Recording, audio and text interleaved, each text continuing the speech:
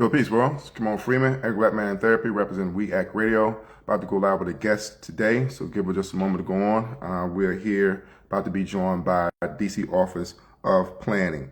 And I hope everyone is enjoying the revolution because we are in the midst of it. A lot of you are not, well, you should be familiar with Martin Luther King's last speech, but you may not be as familiar with his next to his last speech, which was delivered right here in Washington, D.C. on March 31st, 1968. It was entitled Remaining Awake During a Great Revolution. He goes on to say in that speech that far too often people find themselves living in periods of great social change, but yet they fail to develop the new ideas, the new mental responses that the new situation demands. They end up sleeping through a revolution. I submit to you today that is a quintessential definition of stay woke, which is why our enemies have turned it into a pejorative. So bear with us just a moment as we bring our guests on from the DC Office of Planning. Bear with us just a moment. So this is about DISH's next comprehensive plan. This is the second one on my tenure. All right. The last one was under Mayor Williams. We'll get into that in just a moment when our guest from the DC Office of Planning comes on. I think I heard you, but I don't see you as of yet. You don't see me yet? Good Hey, morning. hey, there we go. I hear that lovely voice. Let me check us out here. Okay, this is my Sometimes first time, so I don't this is know if your I'm. first time. Yes. Yes, So okay. I see you on the other the other device. So you are visible to the public. You're just not visible to me. okay, Okay. okay. All right. So there we go. Now let's start. Oh, and I love your hair. Thank you for wearing it natural. You know you're rebelliously beautiful. I cannot go any further without saying that because it speaks volumes. And it really makes me feel comfortable knowing that someone of your caliber is in your position. All right. All right. I Now, appreciate that. And good now, morning. before I introduce you properly, let me put some paint where it ain't. The last comprehensive plan came obviously 20 years ago, was under the tenure of Mayor Williams, who has probably single-handedly quarterbacked gentrification of Washington, D.C., as we know, for better or for worse. And he was formerly the head of the control board. Now he's in the position at the Federal City Council. A lot of people don't know about that. So we want to talk about the roots of how the comp plan started until today, and then we also want to acknowledge that the longest record of DC Council history was from 2 p.m. to 4 a.m. and it was over the DC Comprehensive Hearing. And what they was up in arms about, they were saying that in the past, the DC Zoning Commission has often allowed big developers to ignore comp plan needs. Despite the protests in neighborhood associations in target areas, for years, neighborhood groups have won legal victories in protesting that. Now, Parisa Norouzi from Empower DC goes on to say this: enforcement, accountability, and political will to address the housing crisis in this city. The comprehensive plan is a good tool, has some good ideas, needs to be strengthened and mandated and forced for the enforcement, accountability, and political will. Now, here to talk to us about where we are to unpack all of this with the current proposed comprehensive plan for the next 25 years is the director of the DC Office of Planning, Ms. Anita. I'm looking at your last name, and I should have practiced it before. Say your last name again before I make a mockery of it. Anita Kozart. Cozart. Mhm. Anita Cozart, the director of the DC Office of Planning. Thank you for joining us here today, Ms. Cozart.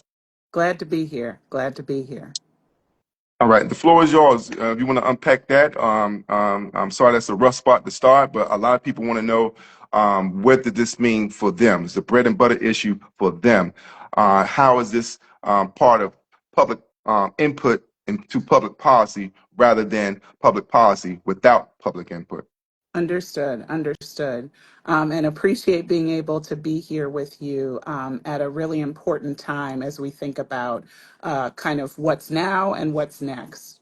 In many ways at the Office of Planning, we think about the fact that a lot of us have a lot of expertise as it relates to design and data analysis and land use planning, and our 702,000 residents of DC, they know their lived experience and they know their aspirations. So part of what's important about the comprehensive plan rewrite that we're naming DC 2050, is bringing those together. And we can only do that through engagement. And so I'll say at the start, we have a meeting on Saturday at 11 a.m. at the Martin Luther King Library. And we encourage people to come out for that.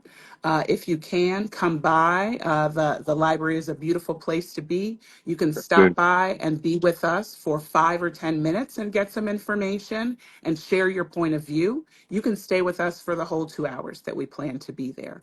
But we have ways to get people's input at all of those spectrums.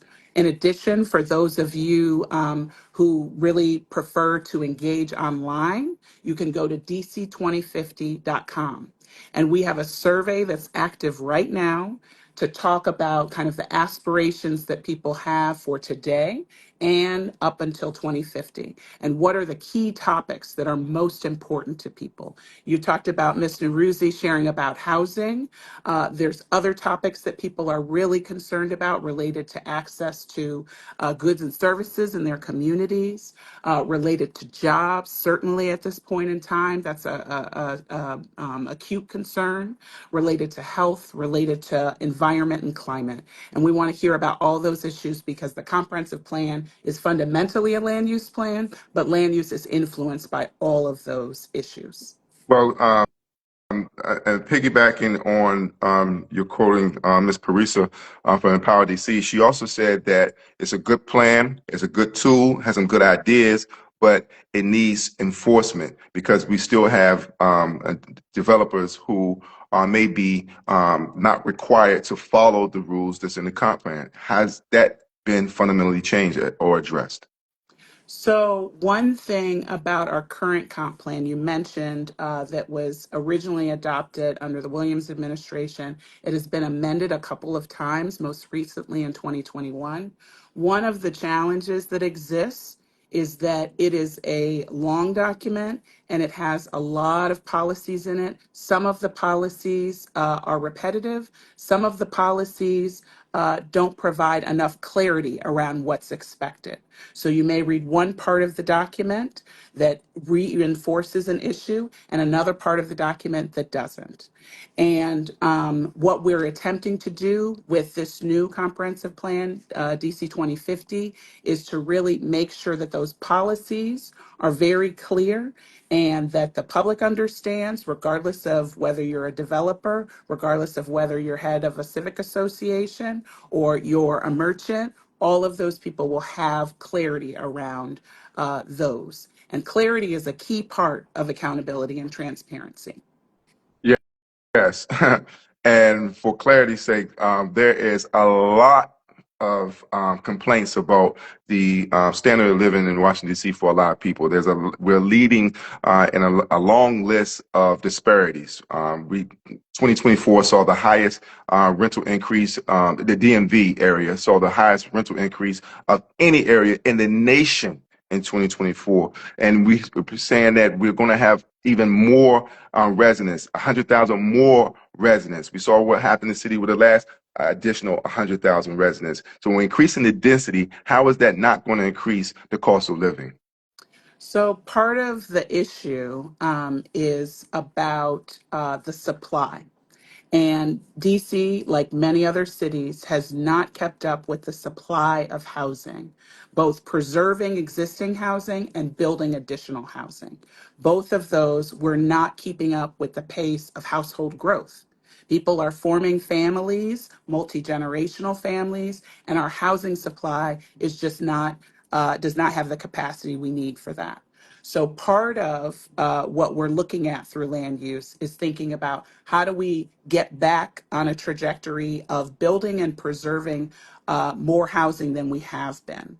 And we've made some strides, certainly in our the district's 36,000 housing units by 2025, have hit that goal. The affordable housing goal will hit later this year.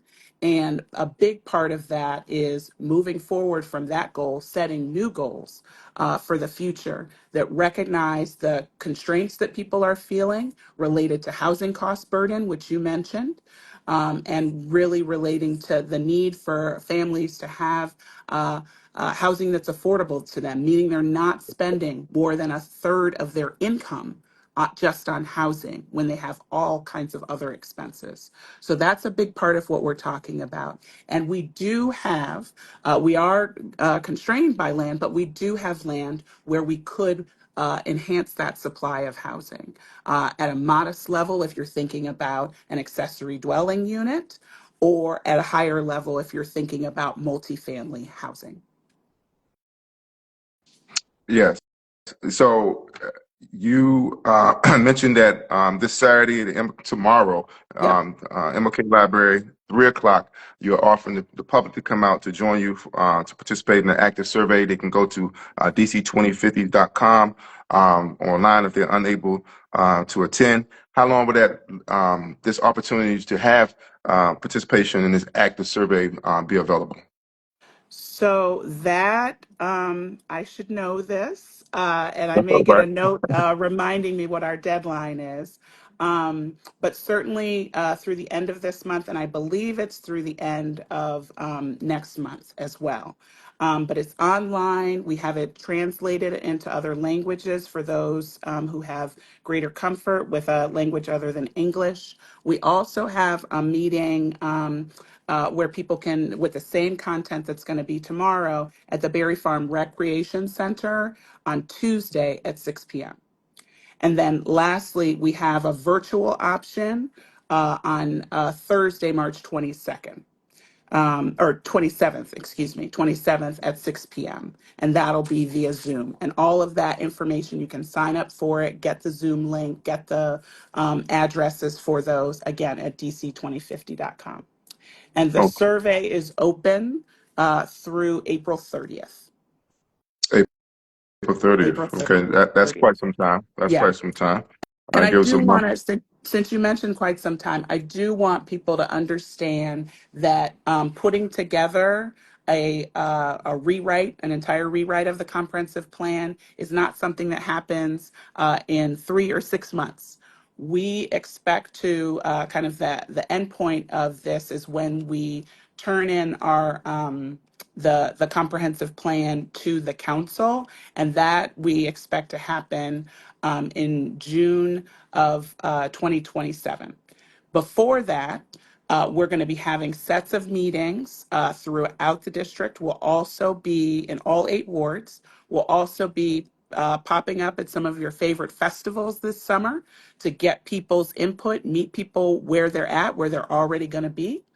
And we'll also have an opportunity for people to review that final that draft plan, a public review draft, and that will be in fall of 2026. So you can see that this takes a bit of time. A bit of it is because there's a lot of information to gather. There's a lot of information to analyze and prepare. And we're looking forward to folks to be able to participate throughout the process. Well, as a former board member of the Douglas Community Land Trust, I want to make sure that that community land trusts are as part of the lexicon and the comp plan. Is there any facts to that for the issues that have been addressed by the Douglas Community Land Trust and Community Land Trust model? Period will be considered included and part of the next comp plan.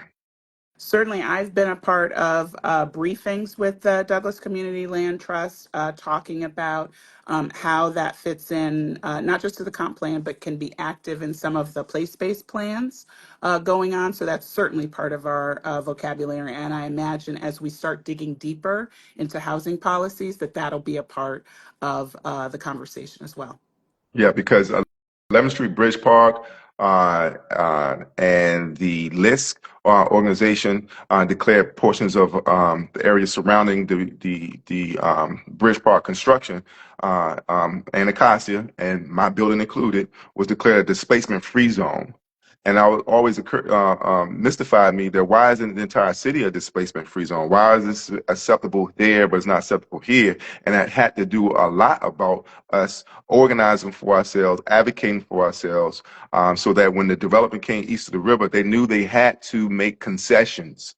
And part of those concessions was declaring Anacostia the art district of the city. Part of those concessions was allowing DOPA to be used for the first time and serving and protecting our buildings from displacement. So how much of DOPA, TOPA, and existing laws that are available to address some of these crises being included or even enforced, as Ms. Parisa said, the lack thereof in the next comp plan? So I would say that for those who are listening and will listen later, it's important to recognize that this is an active conversation with the DC Council about looking at TOPA, looking at other housing policies and what they mean for the city, and making sure that particularly low and moderate income families who want to be able to have home ownership opportunities, that is buoyed and reinforced. And so that's an active conversation. And I imagine, again, I shared kind of that this DC 2050 preparation is going to take a bit of time. I imagine that the conversation at the council will largely be resolved. And what will be important is for the comp plan to kind of reflect what comes out of the decisions that happen there. And we're here to advocate for public input, participation in the active survey, MLK Library at 3 o'clock this Saturday, DC2050.com. And also, you have another event you had mentioned before, so I didn't, that got past me. If you want to repeat that one again. Sure, sure. So, we're having on Saturday, Tuesday, and Thursday, it's the same content. So depending on what your schedule allows Right. and you getting around the city, if you can come on Saturday at 11 a.m., we'll be at the MLK Library. If you're available on Tuesday evening at 6 p.m., we'll be at the Berry Farm Recreation Center. If you're available on Thursday, March 27th, at 6 p.m., you can reach us on Zoom. And all of that information is at dc2050.com.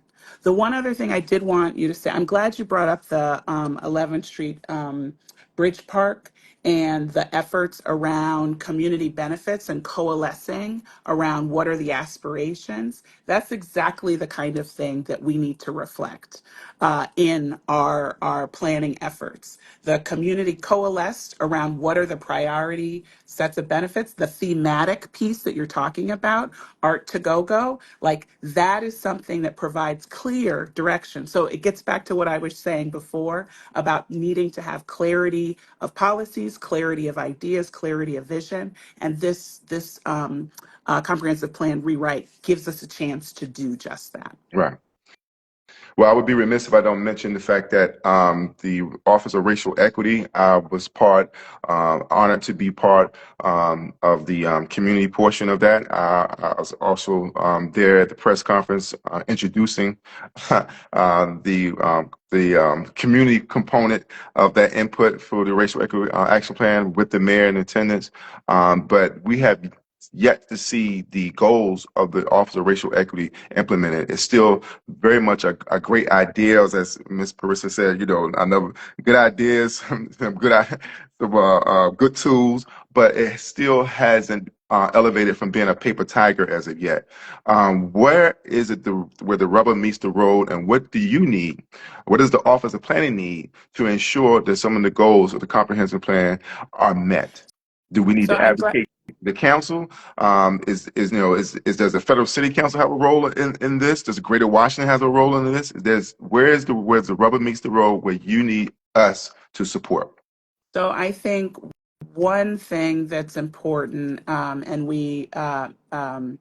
so I've been visiting high schools. Our staff has been visiting high schools and talking to them about urban planning. And we have shared with them the survey that is out for the entire public because they're a part of the 2050 of DC of the future. And what's on the back of the survey, as I've explained to them, is we collect some demographic data. It's optional. The reason we're collecting that is because as we get started, we don't want to understand who we're reaching. And the data will also tell us who we're not reaching.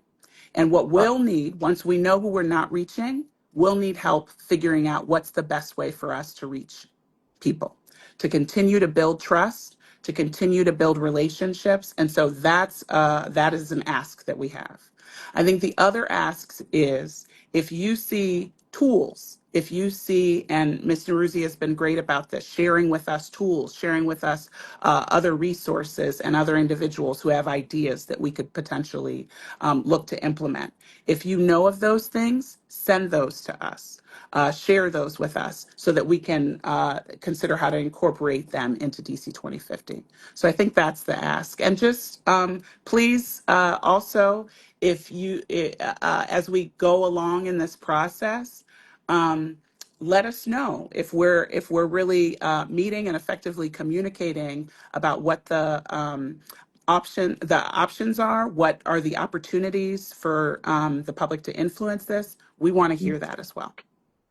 Well, you mentioned again in regards to racial equity that you would be evaluating a series of key performance indicators that prioritize advancing racial equity. Can you speak on to any of those key performance indicators? So this is one where we would be interested in hearing what people have to say. But some of them, some of ones that other cities have used and looked at are around housing cost burden and looking at that by how that breaks out by race. Some of them are around mobility and transportation access. Do you have access to goods and services that you need? And again, breaking that down as ORE instructs us to do, breaking that down by race and ethnicity. And there's other factors that we can do as well related to climate. But our understanding is that it's all about making sure that we can break this information down by how it impacts different racial groups. Now, you said that this is a process Hmm. and it can't be achieved quickly. So there are, I see four phases of this. Yes, Phase one is where we are, March to April 2025. We just talked about everything that's happening there. And then it's concluding in August of 2025, where you review the engagement report and discover how your voice will continue to shape DC 2050. Then you move to phase two, September to December, sharing ideas that district should grow by attending to workshop and taking the survey. So there will be additional survey input. that's right. So this goes through four phases. The third phase is creating the plan, and that is next year. And this concludes on phase four in 2028. Uh, where do we come in during that process? Is the public input just in the initial stage? How do we stay abreast of what's going on? And because we wanted to make sure, again, that the political will is there, and obviously we need to keep a watchful eye on what the council is doing or not doing, what the federal city council is doing or not doing, what other influential stakeholders are doing or not doing. How do we stay abreast throughout these four phases of the comp plan's design? So here's what I would suggest. We have a commitment that at the end of every phase, we will produce an engagement report.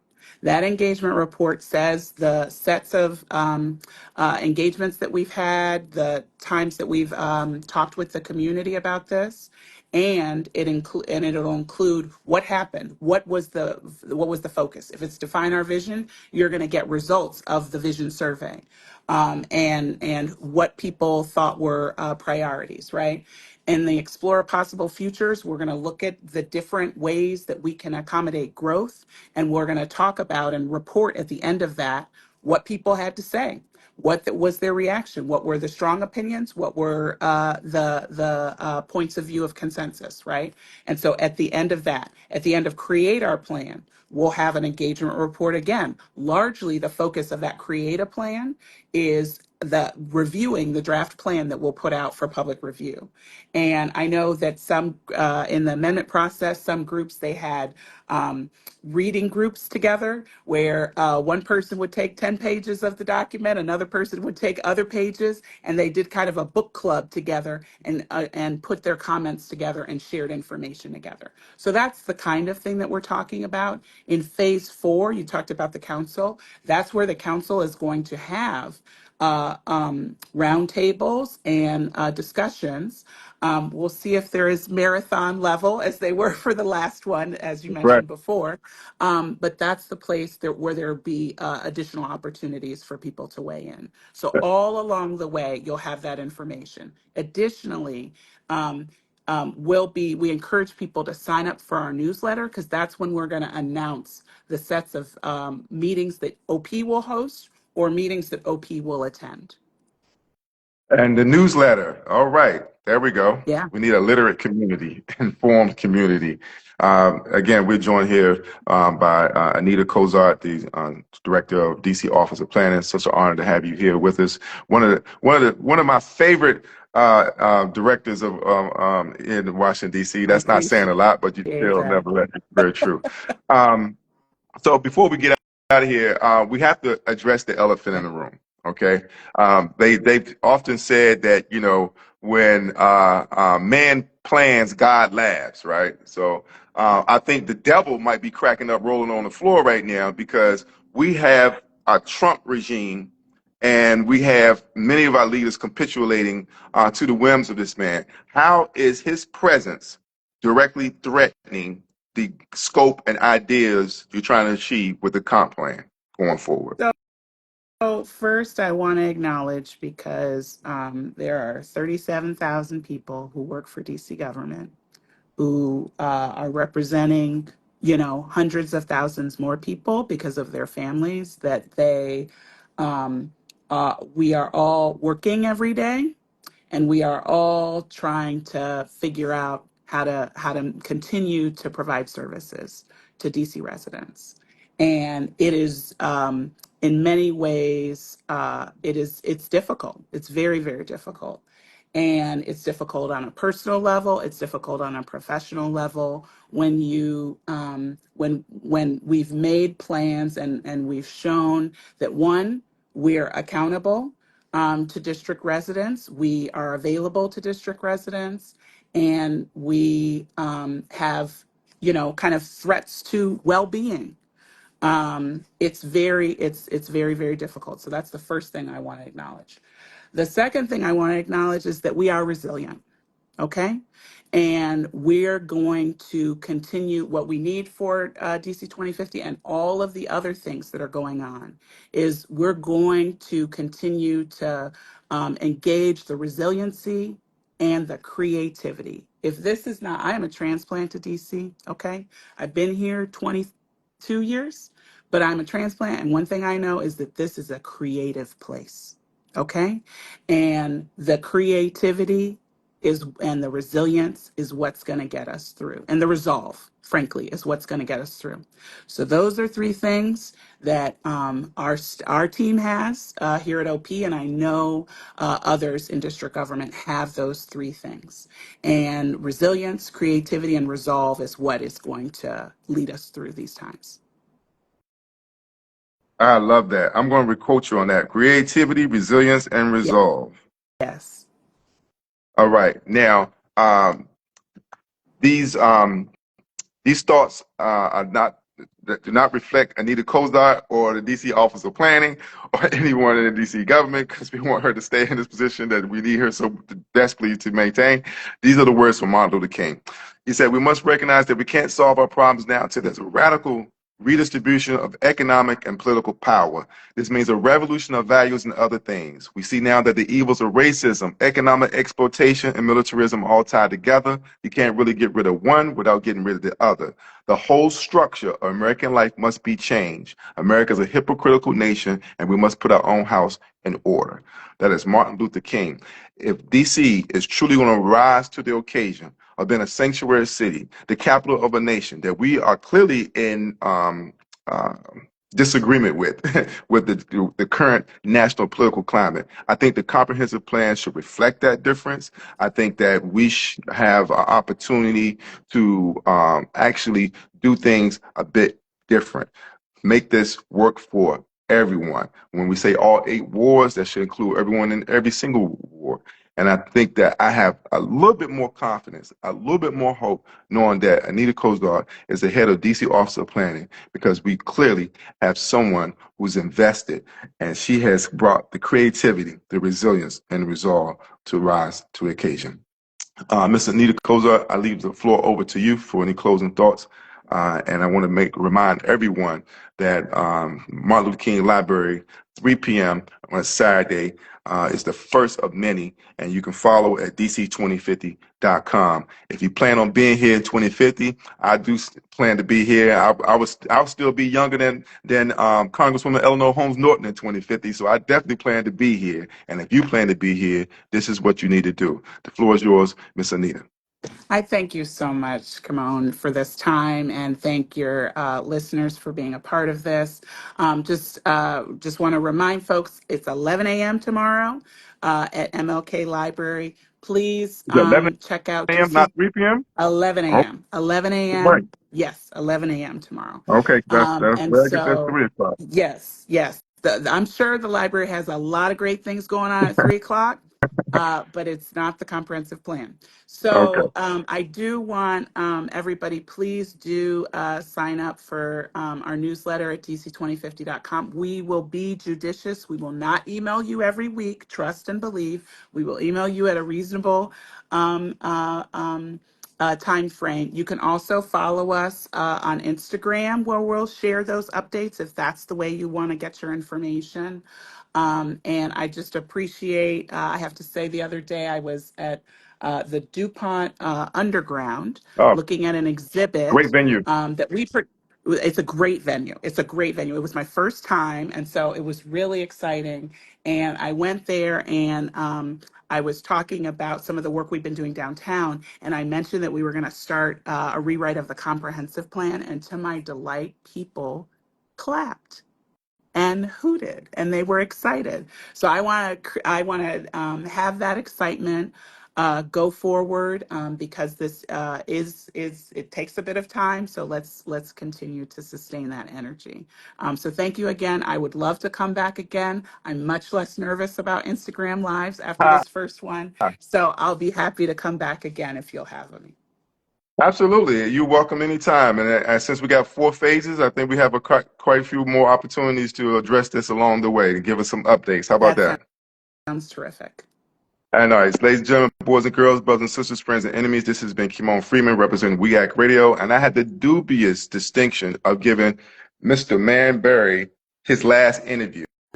And he said to me in that interview, unbeknownst to me at the time, I didn't catch it until he was gone and I went back to listen to it. He said, "No one has ever given us anything. Everything we got, we took.